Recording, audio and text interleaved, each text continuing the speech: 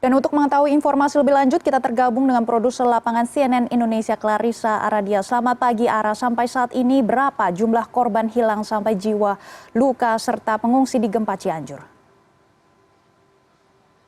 Selamat pagi Maggie, dapat kami sampaikan bahwa per tanggal 28 November 2022 yang lalu disampaikan bahwa terdapat sebanyak 323 korban yang meninggal dunia. Sementara hingga saat ini tim SAR gabungan masih terus berfokus dalam upaya pencarian 9 orang yang masih dinyatakan hilang.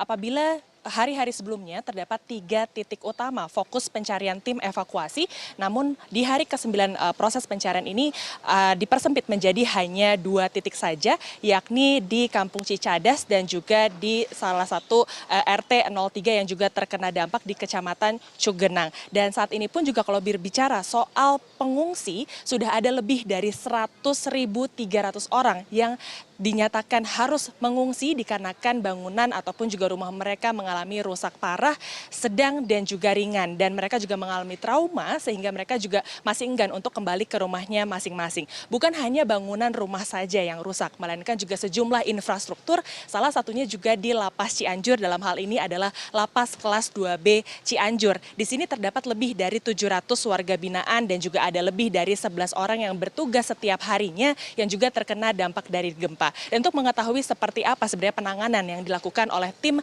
Lapas Cianjur, saat ini saya sudah bersama dengan Kalapas Kelas 2B Cianjur, Jawa Barat dengan Bapak Tommy. Bapak Tommy, kalau kita berbicara soal lapas ini kan salah satu lokasi yang cukup berbahaya apabila terjadi gempa. Untuk penanganannya pada saat kejadian tersebut seperti apa Pak? Dan apakah yang ditakutkan masyarakat biasanya adalah warga binaan ini nanti lepas atau melarikan diri? Seperti apa Pak sebenarnya?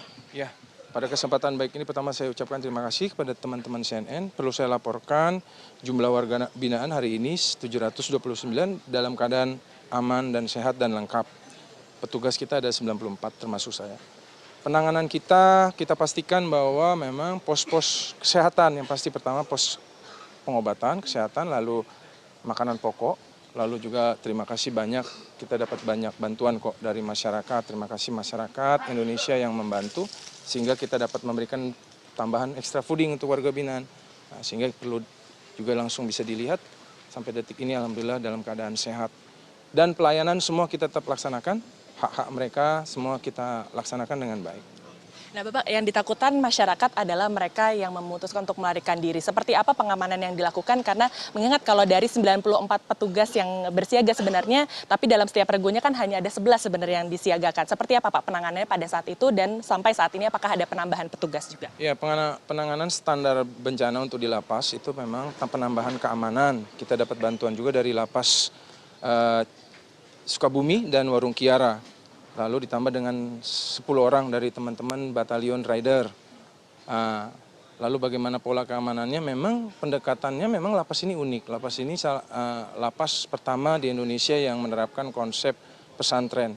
Warganya pun kita sebut santri gitu. Jadi ketika pasca kejadian kami langsung melakukan konsep pendekatan yang tetap religius. Artinya langsung mengajak mereka untuk berdoa bersama dan lain-lain. Karena memang saat kejadian pasca hari pertama itu memang bisa dipastikan trauma lah. Mereka ada yang sampai lompat dari lantai 2 dan lain-lain gitu. Sehingga cedera, ada 9 orang warga binaan kita cedera, namun sampai detik ini sudah kondisi normal. Jadi memang pendekatannya unik di sini, di Cianjur, tentunya berbeda nanti di tempat lain.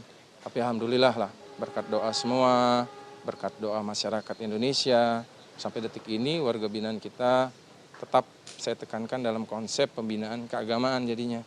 Itu yang bisa meringankan beban mereka, meredakan emosi, sedih, kecewa, dan lain-lain. Jadi pendekatannya begitu, selain parameter keamanan tentunya. Pak, kalau berbicara soal parameter keamanan, tadi kami juga sempat melihat bahwa ada bangunan ataupun juga bagian dari benteng yang roboh begitu, kemudian juga ada tower pengamanan yang juga ikut retak dan juga berbahaya dan tidak bisa lagi digunakan begitu ya Pak. Bagaimana penanganan selanjutnya? Apakah dalam kurun waktu pekan depan atau 2 minggu selanjutnya akan segera dibangun kembali begitu Pak? Iya, kami malah kesempatan ini makasih Mbak ingetin. Terima kasih yang sebesar-besarnya untuk Bapak kami, Pak Dirjen Irjen Polisi Renhat Silitonga, Pak Dirjen Pemasyarakatan. Jadi hari pertama beliau langsung datang dan langsung tim PPL, Dirjen Pas dan Kementerian datang.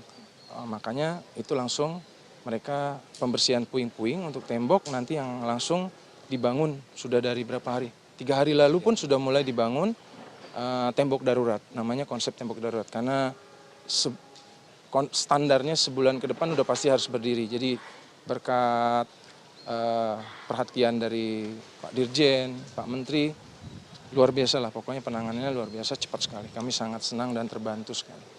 Baik Pak, kalau terkait dengan penanganan lanjutan bahwa melihat ada lebih dari 700 orang yang akhirnya harus mengungsi saat ini di tengah lapangan begitu ya Pak ya. Apa artinya harus ada tambahan lagi logistik bantuan? Karena kalau tadi berdasarkan statement pas kita ngobrol gitu ya Pak ya, hanya ada sekitar 7 tenda besar dan juga 10 tenda kecil, sementara jumlah warga binaan yang saat ini masih ada di sini ada 729 begitu Pak? Iya, memang ketika kami mencoba untuk bertanya ke warga apa yang dibutuhkan, malah mereka rata-rata minta itu baju koko, sarung, peci yang bersih gitu, karena mereka tetap ingin sholat. Nah, untuk logistik sih lebih cenderung ke extra fooding kalau di kami, karena negara sudah menyiapkan kok 9 sembako, kita masak, kita juga punya pos dapur yang alhamdulillah aman, tidak terdampak gempa ini. Jadi untuk logistik kami tetap butuh bantuan dari masyarakat. Bentuknya sifatnya extra fooding kok. Terima kasih. Terima kasih banyak Pak Tommy, selamat kembali bertugas, semoga aman semuanya ya. Baik, Maggie, kalau tadi kami juga sempat berbincang dengan Kalapas, menyampaikan juga bahwa hal yang dibutuhkan itu bukan hanya tenda tambahan juga, namun juga extra fooding. Kemudian juga kalau melihat kondisi dari sejumlah posko pengungsian lainnya, ini masih membutuhkan uluran tangan dari sejumlah relawan, khususnya di tenda-tenda darurat. Dan sejauh ini sudah ada sebanyak 341 posko pengungsian yang tersebar di lebih dari 154 desa yang terkena dampak dari guncangan gempa bumi sebesar 5,6 magnitudo pada 21 November yang lalu. Maggie. Baik, kami akan terus memantau perkembangan, penanganan dan juga pencarian korban bencana Cianjur. Terima kasih produser lapangan CNN Indonesia Clarissa Aradia.